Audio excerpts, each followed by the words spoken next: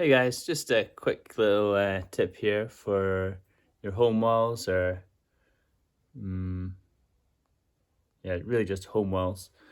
Look at this. We have here a selection of holes. These are the plastic ones, but look at this one. This is an red oak hold.